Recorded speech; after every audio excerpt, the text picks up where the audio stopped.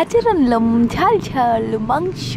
কে কে খাবে চলে এসো। তো আমি প্রথমেই মাংসটাকে ভালো করে ধুয়ে নিয়েছি। ধোয়ার পর যা যা মশলা আছে হলুদ মরিচ লবণ সব কিছু দিয়ে দিলাম। তারপর আলু রসুন পেঁয়াজ ভেজে নিলাম। বাইরে যে প্রচণ্ড রৌদ্র উঠেছে, কি বলবো, রৌদ্রে পোড়া গা জ্বলে যাচ্ছে। তো আজ কার কার বাড়িতে মাংস রান্না হচ্ছে সবাই আমাকে বলবে।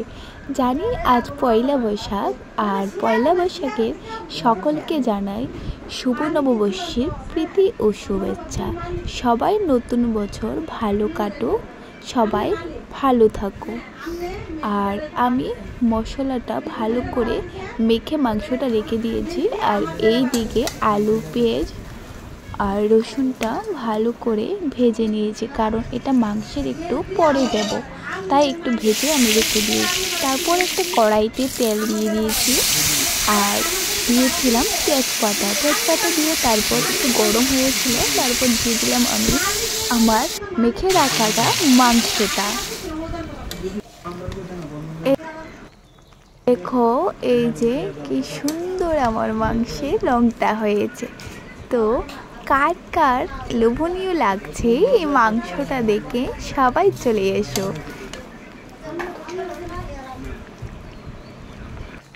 তো বাইরে থেকে নানান আওয়াজ আসছে, সবাই একটু আওয়াজটা স্কিপ করে নেবে, কারণ আজ পয়লা বৈশাখে সকলের বাড়িতে লোকজন থাকে। তো আমাদের বাড়িতেও আমার মাসি মেসো ভাই বোন সকলে এসেছে।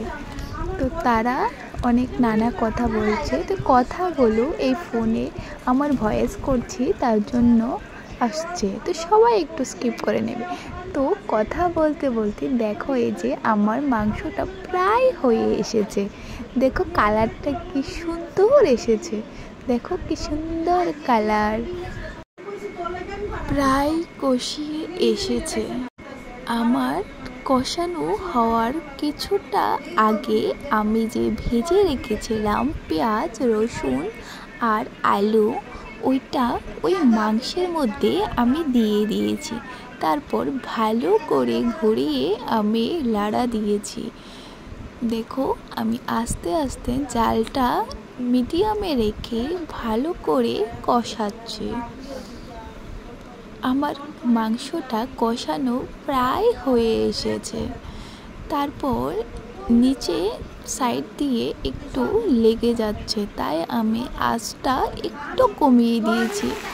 তারপর আমার আগে থেকে কেটে রাখা কয়েকটি টমেটো ছিল, ওই টমেটোর টুকরাগুলো আমি ওই মাংসেতে দিয়ে দিয়েছি। তারপর আরেকটু কষানোর পর আমার যে সিক্রেট মশলাটা ছিল, ওই মশলাটা আমি ওই মাংসের মধ্যে দিয়ে দিয়েছি। তারপর হালকা করে একটু জল দিয়ে ভালো করে নাড়া দিয়ে ঢেকে রেখেছি। ঢেকে রাখার পর মাংসটা আর একটু ভালো সিদ্ধ হয়েছে। দেখো কি সুন্দর কালার হয়েছে। তো আজ পয়লা বৈশাখের দিনে সবারই ভালো মন্দ খারাপ প্ল্যান থাকে।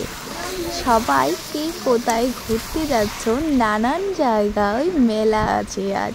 তো কে কে আজ মেলায় যাবে সবাই বলবে। দেখো তোমাদের সাথে আবারও কথা বলতে বলতে মাংসটা হয়ে এসেছে। তারপর হয়ে আসার পর আমি আর মুখ সামলাতে পারছি না, আমার ওই মাংসটা দেখে জিভে জল এসে গেছে। তারপর আমি তাড়াতাড়ি করে বাটিতে মাংস নিয়ে নিলাম। মাংসটা নেওয়ার পর আমি যেটুকু মাংস নেওয়ার নিয়ে নিয়েছি। তারপর বাকিটা যে ছিল ওইটা কড়াইতে জল দিয়ে একটু ঝোল ঝোল টাইপ করব। যতটুকু কষানো দরকার অতটুকু আমি রেখে দিয়েছি, আর যতটা ছিল ওইটা আমি একটু ঝোল ঝোলের টাইপ করব। তো কেউ কি বলতে পারবে যে এটা কিসের মাংস? যদি তোমরা কেউ বলতে পারো তাহলে আমাকে কমেন্টে বলবে যে এটা কিসের মাংস। তো দেখো জল দেওয়ার পর মাংসটা আঁচটা আমি একটু বাড়িয়ে দিয়েছি আর মাংসটা প্রায় হয়ে এসেছে। আর ওই দিক দিয়ে আমি আরেকটা ছোট্ট বাটিতে আমার জন্য কয়েক টুকরো নিয়ে নিচ্ছি আমি খাওয়ার জন্য। আর মাংসটা জানো কি দারুণ হয়েছে কালারটা, আর মনে হচ্ছে খেতে না জানি কতটা দারুণ হবে। তো আমি আর লোভ সামলাতে না পেরে তাড়াতাড়ি করে খাওয়ার জন্য নিয়ে নিয়েছি। তো এতটা গরম ছিল মাংসটা আমি নিতে পারছি না, তারপর একটু রেখে দিয়েছিলাম ঠান্ডা হওয়ার পর, তারপর খেয়েছিলাম। আর জানো যে স্বাদ হয়েছিল কি আর বলবো, বলবে যে নিজে রেঁধেছে আর নিজে রান্না করে নিজেই বলছে যে এখন খুব স্বাদ হয়েছে। আসলে সত্যি তোমরা যদি খেতে তাহলে বুঝতে খুব স্বাদ হয়েছে। আর ওই দিক দিয়ে ফুলের মাংসটা হয়েছে। তো আজ